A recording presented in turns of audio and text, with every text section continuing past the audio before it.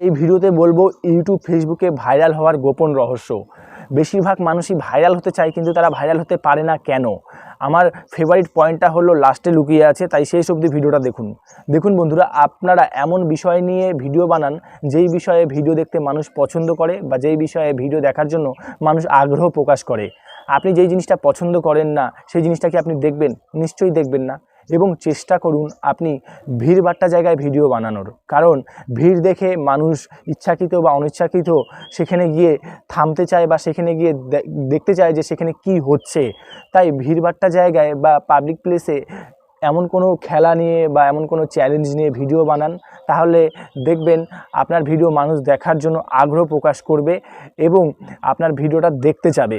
আর video ভাইরালের সবচেয়ে আসল ভূমিকা হলো আপনার ভিডিওটা মানুষ কতক্ষণ দেখছে।